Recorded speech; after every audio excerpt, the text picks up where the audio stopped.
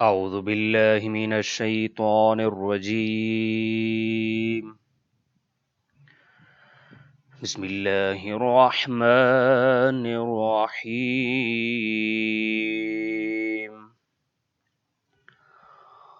قال إني عبد الله آتاني الكتاب وجعلني نبيا. سورہ مبارکہ مریم ورس نمبر 30. اس آیہ سے پہلے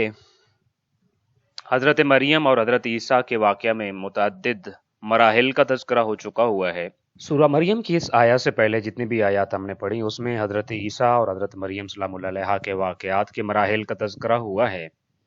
اور اس میں متعدد معجزات کا تذکرہ بھی ہوا ہے. اس سے پہلے جو ہم نے آیہ پڑھی اس میں ہم نے یہ دیکھا اور یہ پڑھا کہ حضرت مریم سلام اللہ علیہ ولادت حضرت عیسیٰ علیہ السلام کے بعد اپنے معاشرے میں واپس آ چکی ہیں، اور جب معاشرے کے لوگوں نے اعتراضات کیے اور طعن و تشنیع کی تو آپ نے چونکہ خود تو خاموشی کا روزہ رکھا ہوا تھا تو لوگوں کو یہی کہا کہ میں تو خاموشی کے روزے سے ہوں، اور اگر تم لوگوں کو اس بات کا جواز پوچھنا ہے، دلیل پوچھنی ہے، تو اس بچے کی طرف اشارہ کیا کہ میری گود میں جو بچہ ہے اس سے بات کیجئے، میرے اوپر آنے والے تمام سوالات اور اعتراضات کا جواب یہ بچہ دے گا. معاشرے کے لوگوں کا ہم نے رسپانس اس میں پڑھا کہ ان کا یہ کہنا تھا کہ بھلا ہم اس بچے سے جو چند گھنٹوں کا یا چند دنوں کا ہے با اختلاف روایات، اس سے کوئی بات کریں اور ہم توقع رکھیں کہ یہ جو ہے وہ ہمارے سوالوں کا جواب دے گا. بعض مفسرین کے نزدیک جو ہے وہ انہوں نے کہا کہ ایک تو تمہارے اوپر اتنے سخت قسم کے اعتراضات اور اوپر سے تم ہمارا مذاق اڑا رہی ہو کہ اتنے بڑے بڑے مسائل جس نے معاشرے کو جھنجھوڑ کے رکھ دیا ہے کہ مریم تو نے کون سا کام کر دیا کہ ایک بچے کو لے کر آ گئی اور بغیر باپ کے ایک بچہ تمہاری گود میں، اور تم اوپر سے ہمارا مذاق اڑا کے یہ کہتی ہو کہ اگر ہمارا کوئی اعتراض ہے اور سوال ہے تو اس سوال کا جواب بھی اس بچے سے لیں. یہ تو سراسر ہمارے ساتھ مذاق اور ناانصافی ہے. ابھی یہی باتیں ہو رہی تھیں کہ ورس نمبر 30 میں یہ ارشاد فرمایا کہ قال حضرت عیسیٰ علیہ السلام نے کہا یا وہ بچہ بولا، انی کہ بے شک میں عبداللہ اللہ کا بندہ ہوں، اللہ کا عبد ہوں.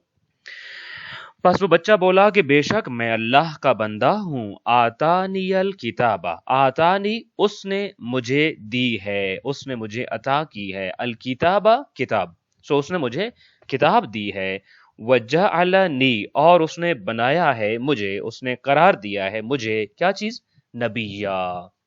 اور اس نے مجھے نبی بنایا ہے. سو اس پوری آیہ کا ترجمہ اس طرح سے ہو جائے گا، مگر وہ بچہ بولا میں اللہ کا بندہ ہوں، اس نے مجھے کتاب عطا کی ہے اور مجھے نبی بنایا ہے.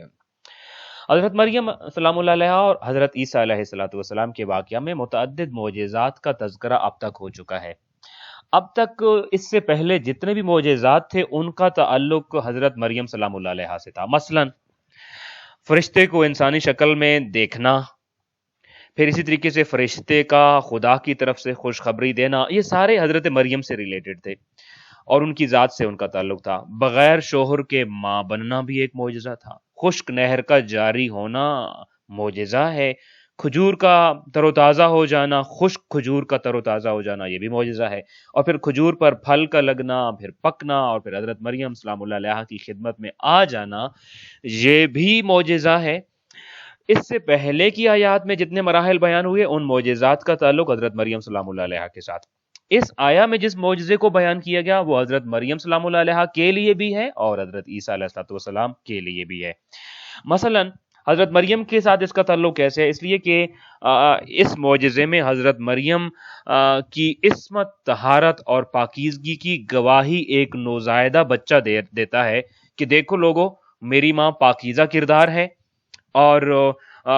مریم جو ہیں وہ طاہرہ ہیں، معصومہ ہیں. لہذا اس لحاظ سے اس معجزے کا تعلق حضرت مریم سلام اللہ علیہ کے ساتھ ہے کہ ان کی پاکیزگی کی گواہی ہے، ان کی طہارت کی گواہی ہے، ان کے باکردار ہونے کی گواہی ہے. اور ان کے اوپر لگائے گئے تمام اعتراضات کے باطل اعتراض ہونے کے اوپر گواہی ہے، لہٰذا اس کا تعلق حضرت مریم سلام اللہ علیہ کے ساتھ اس طرح سے ہے۔ البتہ اس کا چونکہ حضرت عیسیٰ علیہ الصلوۃ والسلام کے ساتھ جو تعلق ہے وہ تین طرح سے ہو سکتا ہے، کہ حضرت عیسیٰ کے لیے یہ معجزہ کیسے ہے کہ قال انی عبد اللہ آتانی الکتاب وجعلنی نبیا، یہ جو سین ہے یہ سین خود معجزہ ہے، یہ منظر خود معجزہ ہے۔ یہ منظر کیسے معجزہ ہے؟ چونکہ ایک طرف اس منظر نے، اس جملے نے حضرت مریم سلام اللہ علیہ کی پریشانیاں، ان کے دکھ اور ان کے غم دور کر دیے ہیں کہ ایک نوزائیدہ بیٹا ان کی عصمت کا گواہ بن گیا ہے۔ لہٰذا یہ اللہ کی ذات کا معجزہ تھا کہ ایک معاشرہ جس کے پاس ایسے سوالات تھے جس کا جواب کسی اور کے پاس نہیں ہے، کوئی بھی نہیں دے سکتا ہے، مگر خالق کائنات نے اس بی بی کی طہارت و عصمت کے لیے ایک گود میں اٹھائے ہوئے چند گھنٹوں کے یا چند دنوں کے بچے کو اس خاتون کی عصمت کے گواہ کے طور پر یہاں پیش کیا ہے۔ لہٰذا معجزے کا ایک پہلو حضرت مریم سلام اللہ علیہ کی عصمت کا اس بچے کی زبان سے ثابت ہونا۔ دوسرا پہلو جو حضرت عیسیٰ علیہ السلام کے اس جملے سے تعلق رکھتا ہے وہ یہ ہے کہ چونکہ میں نے عرض کیا کہ ایک طرف حضرت مریم آ رہی ہیں، ان کے ہاتھ میں بچہ ہے، سامنے معاشرے کے لوگ اکٹھے ہیں اور ان لوگوں کے اعتراضات ہیں، تو اب وہ جو لوگ بد زبانی کرنے والے تھے، اعتراضات کرنے والے تھے، طعن و تشنیع کرنے والے اور بد کلامی کرنے والے جو لوگ تھے، اس ایک جملے نے ان کی بد کلامی کو، ان کے اعتراضات کو بالکل ختم کر دیا کہ دیکھو اس قدر بچپنے میں اور قبل از وقت بولنے والا بچہ قدرت خدا کا ہی مظہر ہو سکتا ہے صرف، لہذا وہ پاک زادہ ہے اور اس کی ماں عصمت مآب ہے۔ ایک طرف جناب مریم کے غم دور ہو گئے، دوسری طرف معاشرے کو اپنے سوالوں کا جواب مل گیا، اور اس کا تیسرا پہلو اور اہم ترین پہلو جس آیا کے بنتا ہے اور اس آیا کے معجزہ حضرت عیسیٰ علیہ السلام ہونے کے حوالے سے بنتا ہے، وہ یہ ہے کہ حضرت عیسیٰ علیہ السلام نے اپنی گفتگو کا آغاز عبدیت سے کیا ہے، یعنی قال، پہلا جملہ کیا بولا؟ انی عبد اللہ، میں تو اللہ کا بندہ ہوں، یعنی میں عبد ہوں، اپنے بندہ پروردگار ہونے کا اور اپنے عبد پروردگار ہونے کا اعلان کیا ہے اور آغاز اس گفتگو سے کیا ہے۔ وجہ کیا ہے؟ وہ یہ بھی تو کہہ سکتے تھے کہ میں ایک نبی ہوں، میرے پاس ایک کتاب بھی ہوگی اور میں اللہ کا بندہ ہوں، یعنی اس ترتیب، اس آیا کی جو تین جملے ہیں، ان تین جملوں کی ترتیب کو الٹ بھی ہو سکتے تھے۔ سب سے پہلا جو اعلان ہے وہ اپنی عبدیت کا اعلان، اپنے بندہ پروردگار ہونے کا اعلان اس لیے کیا ہے کہ تاکہ اس معاشرے میں جو اعتراضات کرنے والے کھڑے ہیں اور جو سوالات والے کھڑے ہیں، اس میں کچھ سادہ ضمیر لوگ بھی ہوں گے، اور وہ سادہ ضمیر اور سادہ سی چھوٹی چھوٹی عقلوں والے لوگ جو ہیں وہ گمراہی سے بچ جائیں اور انہیں یہ بات پتہ چل جائے کہ میرا قبل از وقت گفتگو کرنا، میرا بچپنے میں اور نہایت بچپنے میں گفتگو کرنا، یہ اسی کی قدرت کی نشانی ہے جس کا میں بندہ ہوں اور جس کا میں عبد ہوں۔ اس کام میں میری کوئی ذاتی قدرت نہیں ہے، میرا کوئی ذاتی کمال نہیں ہے، میرا کوئی استعداد نہیں ہے، میری ذاتی کوئی صلاحیت نہیں ہے، بلکہ انی عبداللہ، میں تو خود اللہ کا بندہ ہوں، جو کچھ ہو رہا ہے یہ اللہ کی طرف سے عطا ہے، میری ذات کی طرف سے کچھ بھی نہیں ہے۔ پہلا اعلان تاکہ لوگ گمراہی سے بچ جائیں۔ میں اگر اس جملے کو بہت تھوڑا ڈیٹیل میں سمجھاؤں، چونکہ بہت اہم جملہ ہے اس آیا کا یہ، کہ اس کو ہم اگر ذرا رک کے سمجھیں، دیکھیے ہم طول زمان سے اور پوری ہسٹری میں دیکھتے آ رہے ہیں کہ ہمیشہ سے انسان کا ایک المیہ رہا ہے کہ جب بھی اس کا خدائے حقیقی کا تصور اور حقیقی خدا کی پہچان اور اس کی معرفت کمزور ہوتی ہے تو پھر وہ بناوٹ اور حقیقت میں فرق نہیں سمجھ سکتا۔ مثلا میں ایک مثال دیتا ہوں، اللہ جو ہے وہ قادر ہے، قدرت رکھتا ہے۔ اب وہ یہی قدرت جب بادشاہ کی دیکھتے تھے کہ بادشاہ کے پاس بڑی قدرت ہے، بڑی فوجی طاقت ہے، اس کا فرمان بڑا نافذ ہے اس کی پوری ریاست میں، اور اس کے فرمان پہ کئی بے گناہ قتل ہو جاتے ہیں اور کئی گنہگار ہیں جن کو آزاد کر دیا جاتا ہے، اور وہ قدرت اس بادشاہ کی دیکھتے تھے، سلطنت دیکھتے تھے اور اس کی حکومت دیکھتے تھے، تو وہ کیا کرتے تھے؟ اس بادشاہ کے کہنے پر اسی کی پوجا شروع کر دیتے تھے اور اس کو اپنا خدا مان لیتے تھے۔ اصل وجہ کیا تھی؟ چونکہ حقیقی خدا کا تصور جو ان کا تھا وہ کمزور تھا، حقیقی خدا کی پہچان اور اس کی معرفت جو تھی وہ کمزور تھی، لہذا اس پہچان اور معرفت اور حقیقت کے تصور کے کمزور ہونے کی وجہ سے وہ بناوٹ میں اور حقیقت میں فرق نہیں سمجھ سکتے تھے، بلکہ وہ جو حقیقت کا کہیں ہلکا سا عکس نظر آتا تھا تو اس کو بھی خدا سمجھنا شروع ہو جاتے تھے۔ وہ اس فرق کو نہیں سمجھتے تھے کہ قدرت ذاتی اور چیز ہے اور کسی کی عطا کوئی اور چیز ہے۔ وہ یہ نہیں سمجھ پاتے تھے کہ معجزانہ کام کرنے والا ذاتی استعداد اور صلاحیت سے کر رہا ہے یہ کام، یا کہ یہ کام کرنے کی صلاحیت اور قدرت کسی کی عطا کردہ ہے؟ اس بات کو سمجھنے میں غلطی کر جاتے تھے۔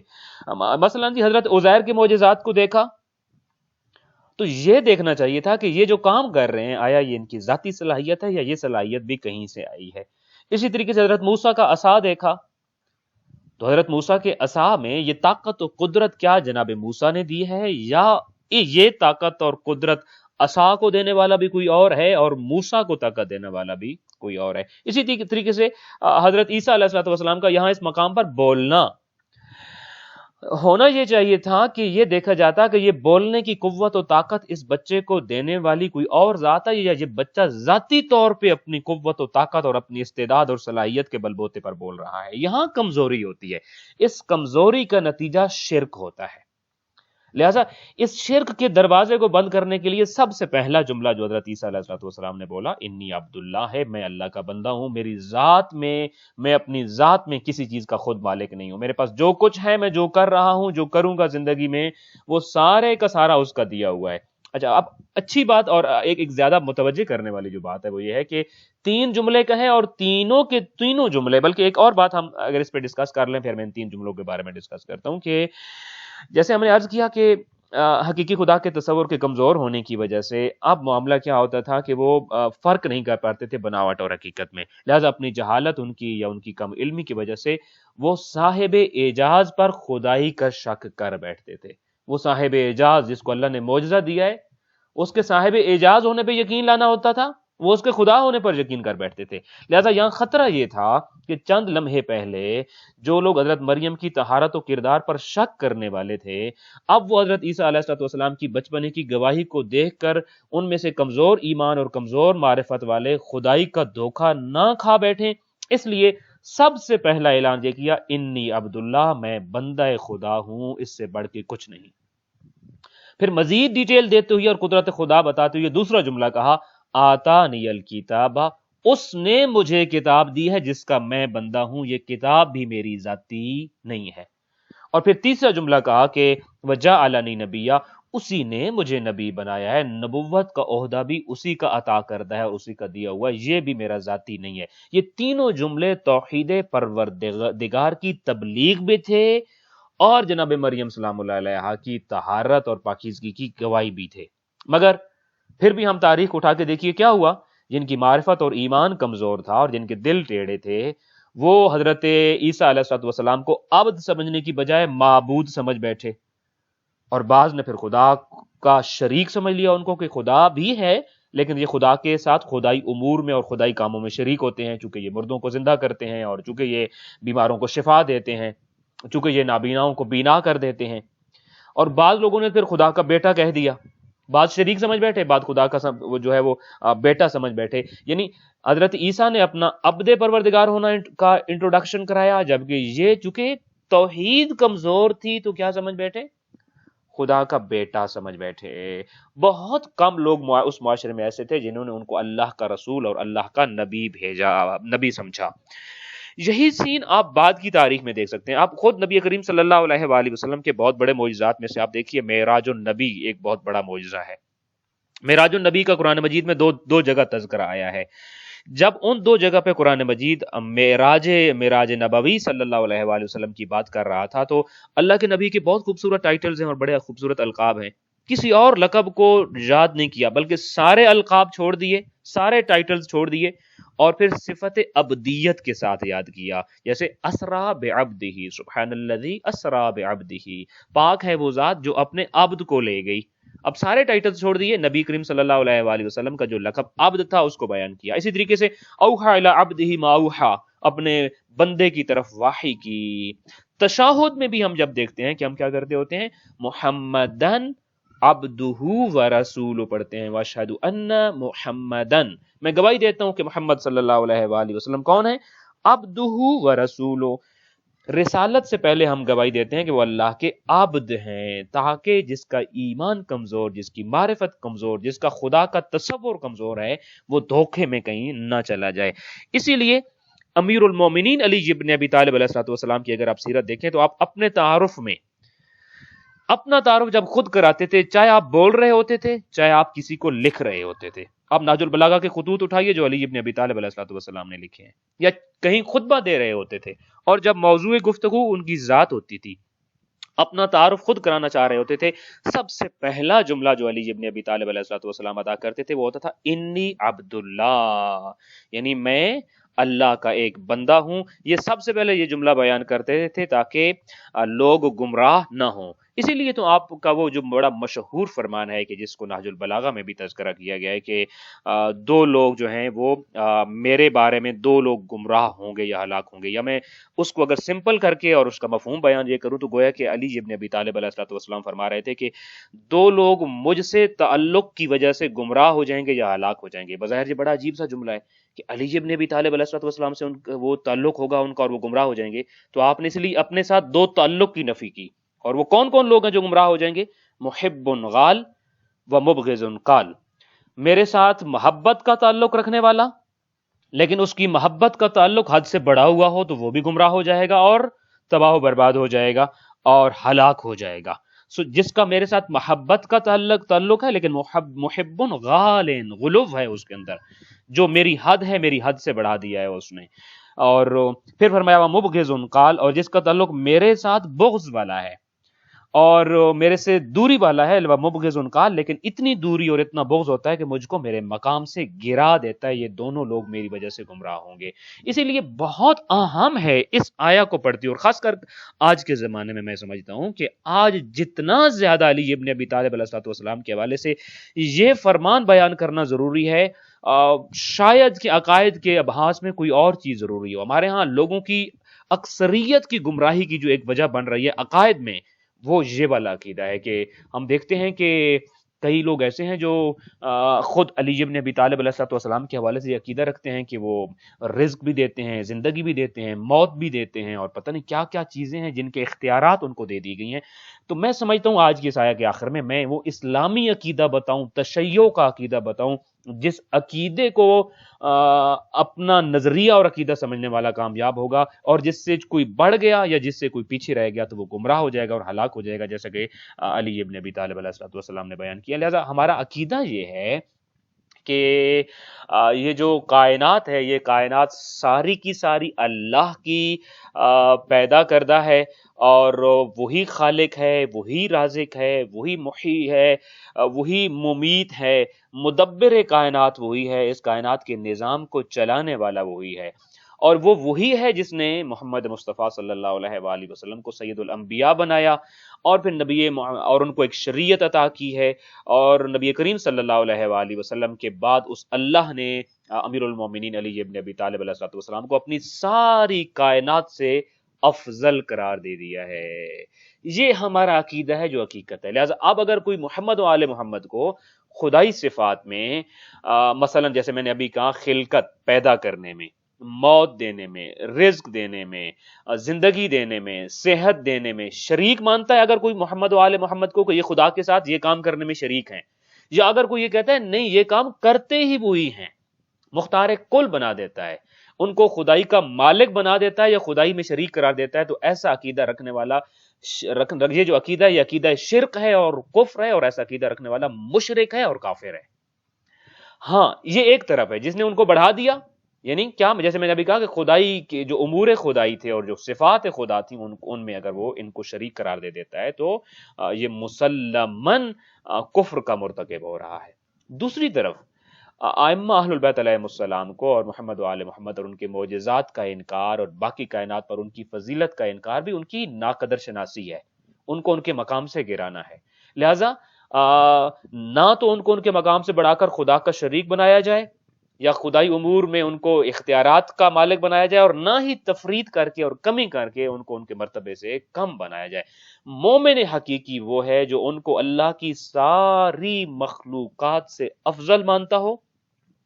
اور ان کو اللہ کے سامنے عبد مطیع مانتا ہو. مخلوقات کے مقابلے میں وہ سب سے افضل ہیں، اور خدا کے سامنے وہ خدا کے عبد ہیں، خدا کے بندے ہیں، خدا کے اطاعت گزار بندے ہیں، اور وہ خود اللہ کے محتاج ہیں اور اللہ ان کا محسن ہے، اور وہ اتنے بڑے مقام پہ فائز ہیں کہ خالق کائنات باقی تمام مخلوقات کے لیے ان کی اللہ اپنی بارگاہ میں ان کے وسیلے کو قبول کرتا ہے، اور وہ اللہ کی بارگاہ میں وسیلہ بنتے ہیں تمام مخلوقات کی حاجات کی برابری کے لیے، ان کی دعاؤں کی قبولیت کے لیے۔ یہ حقیقی عقیدہ ہے جو تشیع کا عقیدہ ہے۔ لہٰذا انی عبداللہ سے، چونکہ عیسائیوں کو ہم نے دیکھا کہ وہ گمراہ ہو گئے، ہمیں یہ بات سمجھنا ہوگی کہ امیر المومنین علی ابن ابی طالب علیہ السلام اور ائمہ اہل البیت علیہ السلام کے بارے میں بہت سارے وہ نظریات جو ہمارا عقیدہ بنا کر سٹیج سے اور بڑی اہم جگہوں سے بیان کیے جا رہے ہیں، ان کا تشیع سے کوئی تعلق نہیں ہے، مذہب تشیع کے ساتھ ان کا کوئی واسطہ نہیں ہے۔ مذہب تشیع کا جو عقیدہ ہے، میں نے ابھی آپ کے سامنے خلاصتاً عرض کیا کہ وہ اللہ کے بندے ہیں، اور ان کو اللہ کی بندے ہونے پر ناز ہے، اور بندگی پروردگار کرنے پر ہمیشہ وہ نازاں رہے ہیں، اور خالق کائنات کے مطیع، اطاعت گزار اور فرما بردار رہے ہیں، اور وہ اس چیز پہ ناز کرتے رہے ہیں کہ وہ خالق کائنات کے محتاج ہیں، اور محتاج ہوتے ہوئے بھی خالق کائنات ان کی دعا کو رد نہیں کرتا، جو وہ مانگتے ہیں وہ خالق کائنات عطا کرتا ہے۔ سو انشاءاللہ تعالیٰ، چونکہ ہم نے اپنے لیے طے کیا کہ جب سورہ مریم کی کوئی سی بھی آیا پڑھیں گے تو اس کا جو ہمارے ساتھ تعلق بنتا ہے اس کو سمجھ کر اپنی زندگی میں انشاءاللہ اس ایک بات کو جو ہم روزانہ پڑھتے ہیں اپنانے کی کوشش کریں گے۔ تو آج کی بات یہ ہے کہ اس زمانے میں حضرت عیسیٰ علیہ السلام کا مقام، مرتبہ اور فضیلت کیا تھی، اور ان کا رتبہ کیا تھا، اس زمانے کی عیسائیوں کے لیے سمجھنا ضروری تھا۔ آپ نے تینوں جملوں میں، جو اس آیت کے جملے تھے، حضرت عیسیٰ نے اس چیز کو سمجھایا لوگوں کو کہ میرا اللہ کے ساتھ تعلق کیا ہے۔ آج کے زمانے میں مجھے اور آپ کو محمد و آل محمد علیہ السلام اور ائمہ اہل البیت علیہ السلام کے مقام اور مرتبے کو سمجھنے کی ضرورت ہے، کہیں آج ہم وہ غلطی نہ کر بیٹھے جو اس زمانے میں وہ عیسائی کر بیٹھے تھے، اور خدا نخواستہ پیرامو گمراہی کی ضلالتوں میں کہیں گمراہ نہ ہو جائیں۔ دعا ہے خالق کائنات ہمیں اپنے عقائد کو، اپنی نظریات کو ائمہ اہل البیت علیہ السلام کے دروازے سے لینے، قرآن مجید کی تعلیمات سے لینے کی توفیق عطا فرمائے، اور پھر اپنے عقیدے کی، اپنے نظریے کی، اپنے ایمان کی حفاظت کرنے کی توفیق عطا فرمائے۔ السلام علیکم ورحمۃ اللہ وبرکاتہ۔